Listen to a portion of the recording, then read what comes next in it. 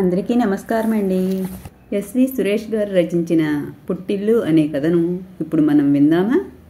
మళ్ళీ వస్తున్నారా? మొన్ననేగా వచ్చెళ్ళారు. కాస్త విసుగ్గా భార్యను అడిగాడు మోహన్ రావు. పిల్లలకి సడన్గా స్కూల్కి 15 రోజులు సెలవులిచ్చారట. అల్లుడు గారు ఎలాగూ వర్క్ ఫ్రమ్ హోమ్ పెట్టుకోవచ్చుగా, అందుకే ఇక అక్కడ ఎందుకు అని హైదరాబాద్ వచ్చేస్తానని స్వప్న చెప్పింది. ఇప్పటికిప్పుడు ట్రైన్ టికెట్లు దొరకవు కాబట్టి ఫ్లైట్లో వచ్చేస్తామన్నారు చెప్పింది పద్మావతి. అంత ఆగమేఘాల మీద ఫ్లైట్లో రావాల్సిన అర్జెంటు పనులు ఇక్కడ ఏమున్నాయి? పైగా పని మనిషి కూతురు పెళ్ళి అని 20 రోజులు రానందిగా, ఆ విషయం చెప్పావా? అడిగాడు మోహన్ రావు. విసుక్కోకండి, అలా చెబితే ఏం బాగుంటుంది? తాము రావడం అమ్మా నాన్నలకు ఇష్టం లేదని అమ్మాయి అనుకోదు. రానియండి, వచ్చాక తెలుస్తుంది కదా పని మనిషి రావడం లేదని. వంటావిడి కూడా చీటికి మాటికి మానేస్తోందని సర్ది చెప్పేందుకు పద్మావతి ప్రయత్నించింది. నీ స్పాండిలైటిస్కి ఫిజియోథెరపీ చేయించుకున్నావు కదా, కనీసం అదైనా చెప్పావా అమ్మాయికి? ప్రశ్నించాడు మోహన్ రావు నిష్ఠూరంగా. భార్య కష్టపడుతుందే తప్ప అవతలి వారికి తను పడుతున్న బాధను చెప్పదని మోహన్ రావు అభిప్రాయం. అదే అతని విసుగులో ధ్వనించింది. కానీ కూతురితో అదే ఫోన్ కాల్ తాను మాట్లాడాల్సి వస్తే తాను రావద్దని చెప్పేవాడు కాదు. అతని బలహీనత మనవరాలు మనవడు. నిజానికి భార్య వీక్నెస్ కూడా అదే. రానియండి, పుట్టింటికి కాకపోతే ఎక్కడికి వెళ్తుంది? ఎలాగోలా సర్దుకుందాం. దానికి కష్టం సుఖం తెలుసుగా, తాను పూణేలో చేసుకునే వస్తుంది కదా చెప్పింది పద్మావతి. కానీ జరగబోయేది వేరని ఆమె మనసుకు తెలుసు. స్వప్నకు పెళ్ళై 10 ఏళ్ళు అయ్యింది. 2 పిల్లలు. అబ్బాయికి 6 ఏళ్ళు, అమ్మాయికి 4 ఏళ్ళు. అల్లుడు విఘ్నేష్ పూణేలో ఒక ఎంఎన్సీలో సాఫ్ట్వేర్ ఇంజనీరు. వాళ్లది కూడా హైదరాబాదే. అందుకే పిల్లలకు సెలవులిస్తే కూతురు అల్లుడు హైదరాబాద్లో వాలిపోతారు. కానీ అసలు సమస్య ఒకే ఒక విషయం దగ్గర వస్తుంది. అది ఎదుటివారికి చిన్న సమస్యగా కనిపించవచ్చు, కానీ పద్మావతికి పెద్ద సమస్యే. దీనికి ఎప్పటికైనా పరిష్కారం దొరుకుతుందా అని ఆలోచిస్తున్నాడు మోహన్ రావు. పద్మావతి నిద్రలోకి జారుకుంది. ఆమెను చూస్తే మోహన్ రావుకి జాలి వేసింది. వచ్చే ఏడాది ఆమె 70వ పడికి చేరుతుంది. తనకు ఆమెకు 2 ఏళ్లు తేడా. 45 ఏళ్ల వైవాహిక జీవితంలో ఆమె సుఖపడింది లేదు. తాను బ్యాంకులో ఉన్నత హోదాలో ఉన్నందున తరచూ బదిలీలతోనే సర్వీసులో ఎక్కువ భాగం గడిచిపోయింది. చోటు మారినప్పుడల్లా కొత్త సంసారం నిలదొక్కునేదాకా పద్మావతికి కష్టం తప్పేది కాదు. తాను పిల్లల స్కూళ్ళు కాలేజీలు ఎంపిక చేసి చేర్పించిన తర్వాత ఇక అంతా ఆమెదే బాధ్యత. పిల్లల చదువులు పూర్తయి అబ్బాయి పెళ్లి చేశాక యుఎస్లో స్థిరపడ్డాడు. కూతురు అల్లుడు దేశంలోనే ఉంటున్నారు. తాను రిటైర్ అయ్యి 10 ఏళ్ళు అయ్యింది. కానీ ఈనాటికి ఆమెకు సుఖం లేదు. పిల్లల పెళ్లిళ్ళు పురుళ్ళు, తర్వాత వాళ్ళ పిల్లలకు సపోర్ట్ చేయడం, ఈ పనులతోనే ఈ 10 ఏళ్ళు గడిచిపోయాయి.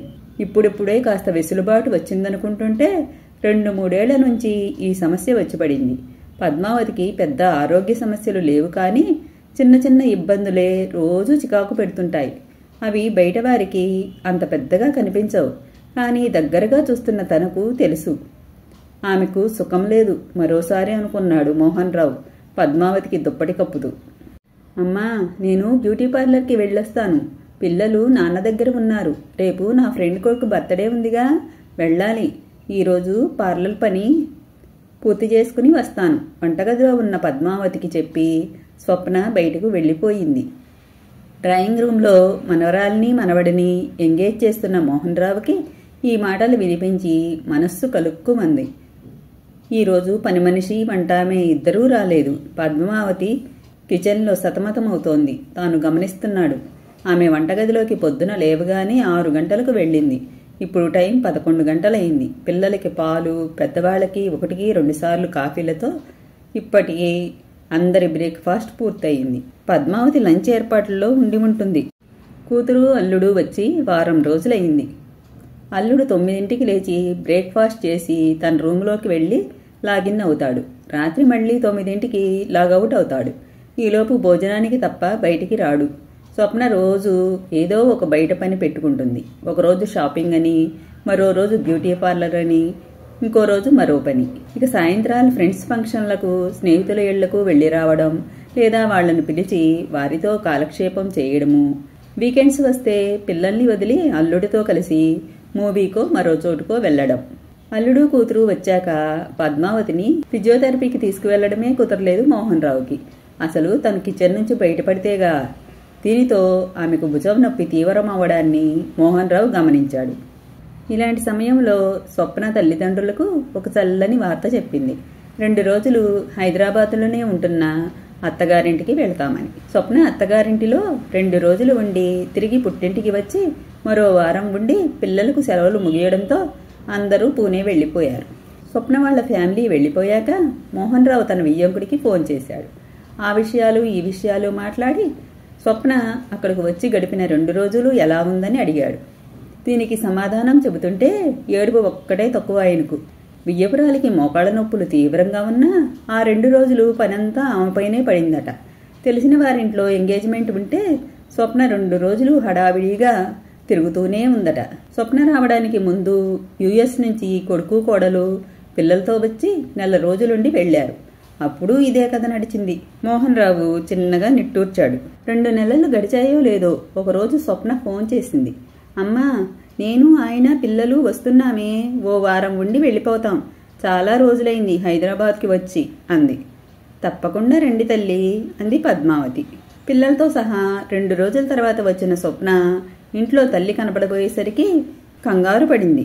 నాన్న, అమ్మ ఏది అని అడిగింది. అదేనమ్మా, నీకు ఫోన్లో చెప్పడం మర్చిపోయాను. తన తమ్ముడింటికి వెళ్ళింది. మీ మేనత్తకు బాగోలేదు.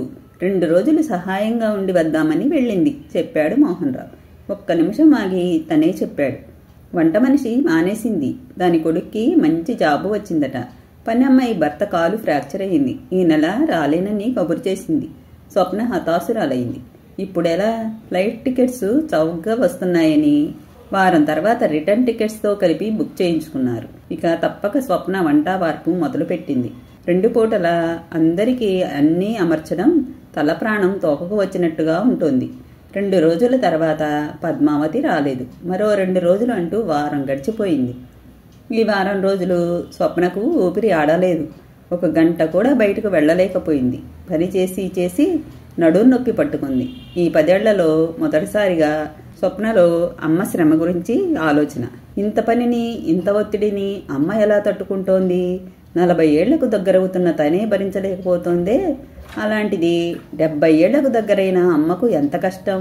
పూణేలో తాను 3 మనుషుల్ని పెట్టుకున్నందువల్ల ఎప్పుడూ ఈ బాధ అనుభవంలోకి రాలేదు అనుకుంది.